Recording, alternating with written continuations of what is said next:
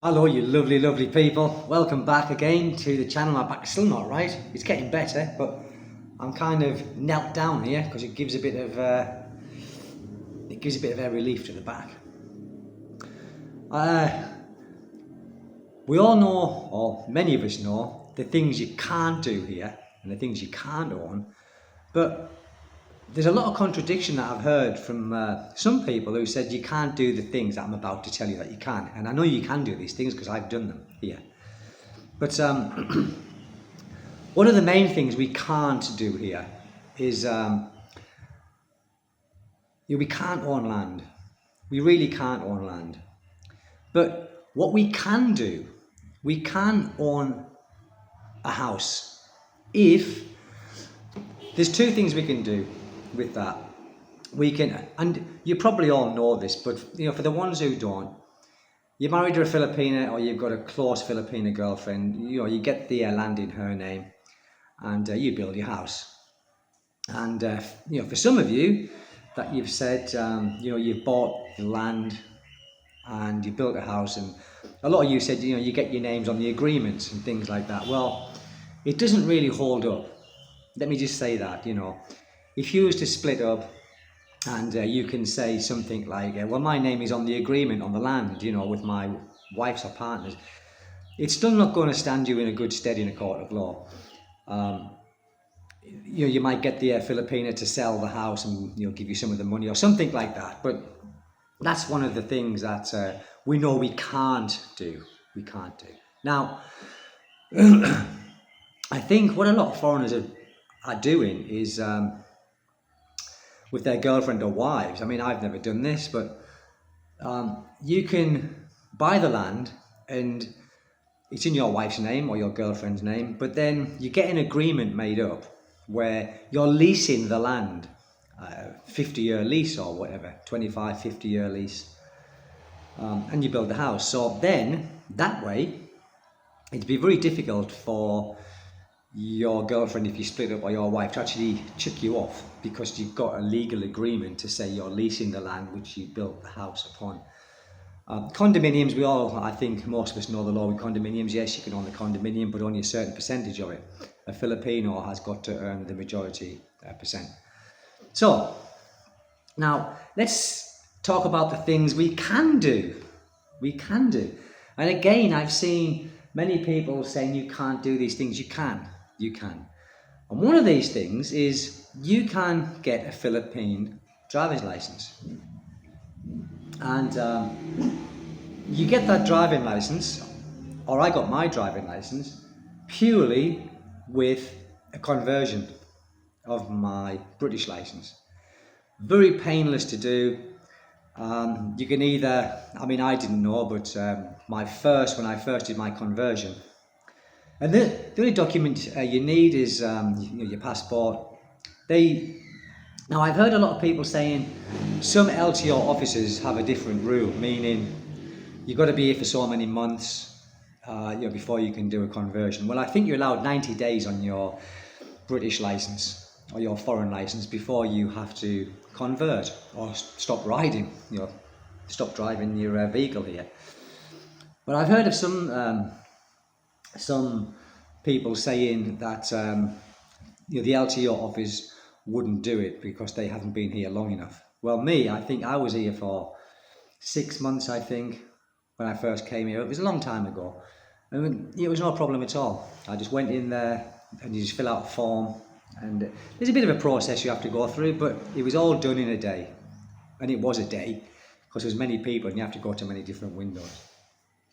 But yes, you can get a Philippine driving license here. And that is a great idea here. It saves you carrying your passport around. It just saves you doing that all the time.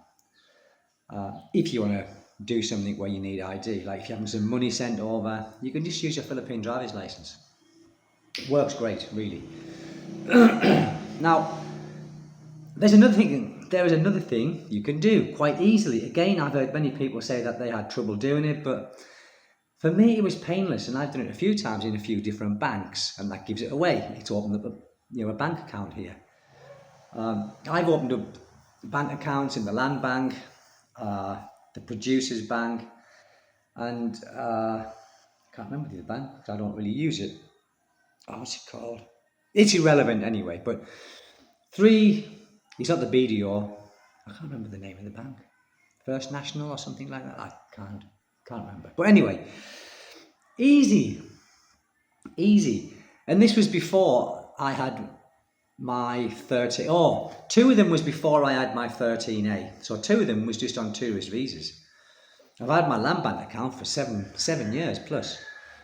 Again, painless. You go in there, you see the bank clerk, and you get a number, blah blah blah. And also, what they wanted to see was my passport. They wanted to see my tourist alien identification card, and there was something else as well. They wanted to see proof of earnings. They did want to see that, which was easy to do, and it would be easy for you guys to do as well. Otherwise, how could you stay here if you didn't have no proof of earnings? It's impossible, isn't it? You can't live on fresh air. But that was painless. The other bank, which I don't use, I can't remember the name of it, they wanted the same thing, but it wasn't as... The land bank was a bit more strict. It was a bit of photographs, and they were photocopying my income, blah, blah, blah, things like that. And they asked me why I wanted a bank account. I just said because international payments, rather than getting it sent to places like Wise and Mlulia, Western Union, Remit, I wanted it paid direct into my bank. It costs you slightly more in charges, but you've got that bank and you've got that bank card as well. Now, the other bank that I went to, which was the Producers Bank, they wanted a 13A, which I did have. I have got a 13A, but that's what they want. Some banks, I think they would like you to have a permanent residence. I think, because the Producers Bank did, but I know that the Land Bank doesn't. The only drawback with the Land Bank that I've had, and there's a bit of echo in here because I've cleaned everything out because I'm painting. I'm painting in here now, so that's why there's a little bit of an echo, people. I do apologise. They wanted a 13A, which I did have, but it was no problem. And I think to open up that bank account, or to keep that bank account active, which I use that bank account all the time these days, you have to keep a minimum, I think, of 2,500 pesos in there always, or they shut your bank account, or they charge you, or something like that. Very easy to do, no problem at all.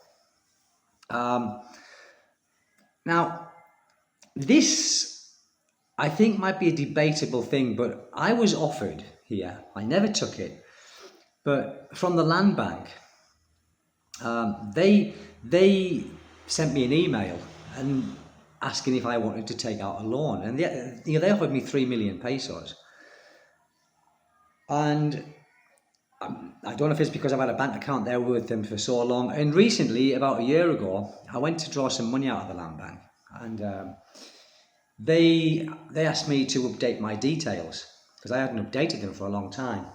So luckily enough, my wife was with me as well, and they said, and so they changed my details to a 13A because you have to. Are you still you think change the circumstances? No, I didn't say that that I'd moved houses because I thought, oh God, that's going to be a nightmare. So still in the same place, yes. Is there any changes? I said, yeah, I've got a 13A now. Oh, okay, you got a 13A, you're a permanent resident. Yes, so they did them details, put all them details in the computer. And I was married as well, because when I opened up the bank account, I wasn't married. I was single. And instead I was married.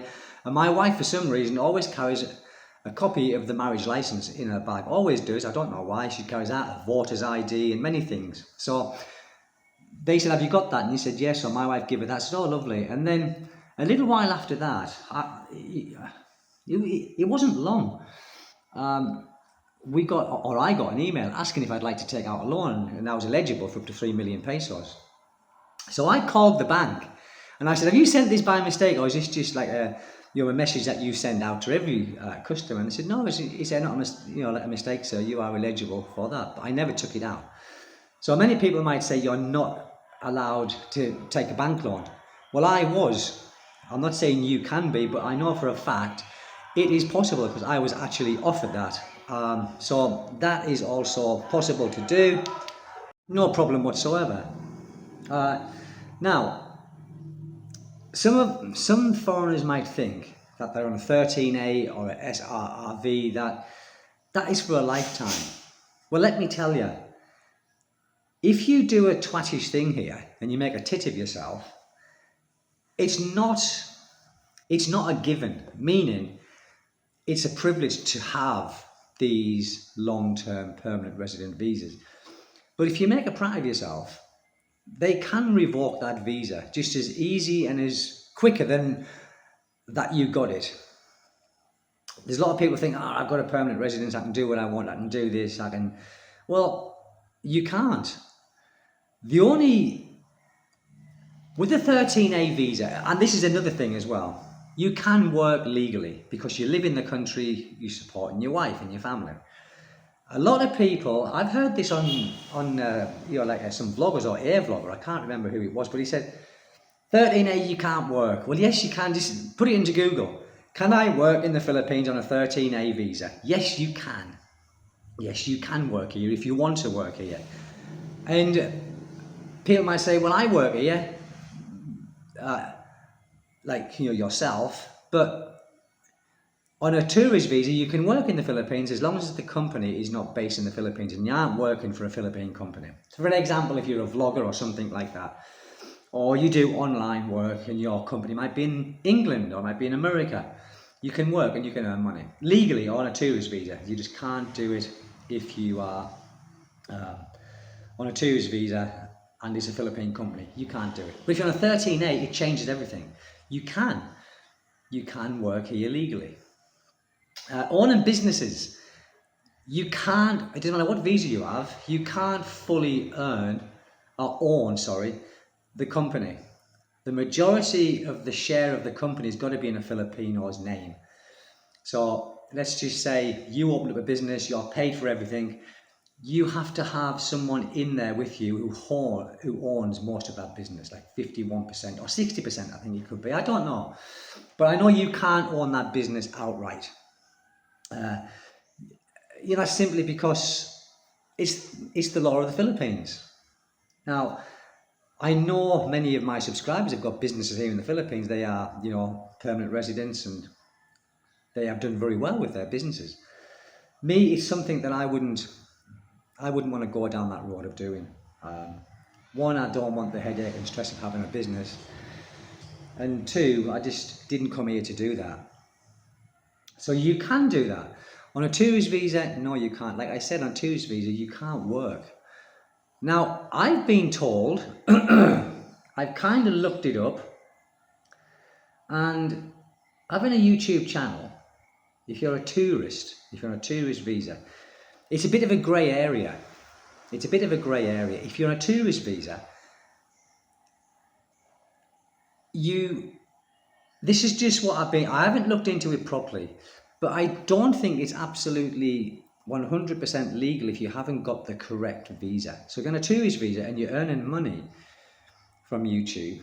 Now, it contradicts what I've said, because when you have a YouTube channel and you get your revenues, it comes from America.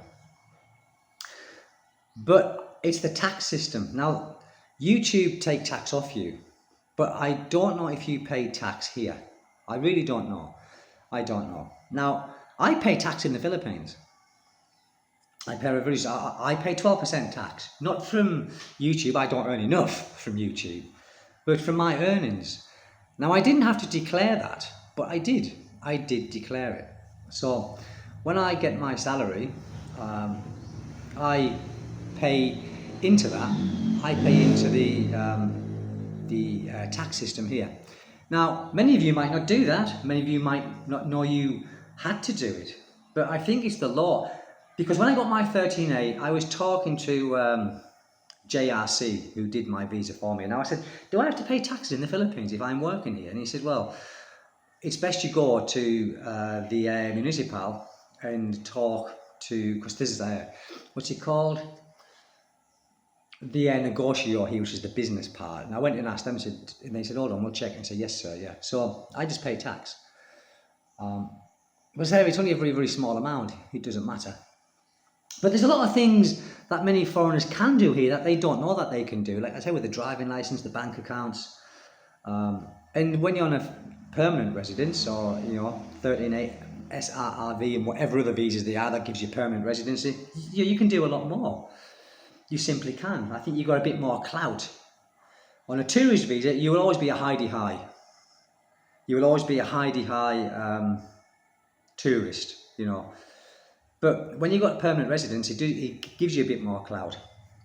Even when the police have come round here before to check everything, and I showed them, are you a permanent resident? Yeah, oh, that's great. That's great. And what I would say is, have patience here.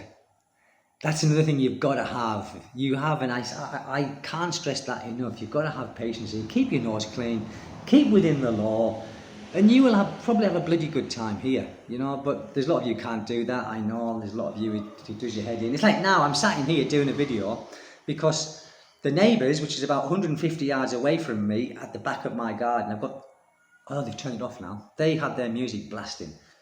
So I couldn't really sit out there and do a video, so I'll come inside and did one. So that's it, people. It's just the things you can do here. Many people talk about the things you can't do.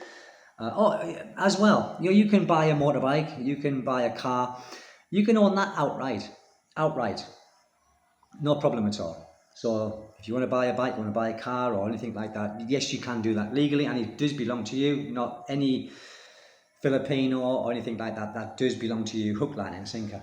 So I hope this has been of some use to you, lovely, lovely people, and I'll speak to you a bit later on. And now I'm going to go over and out. Thank you. Bye-bye.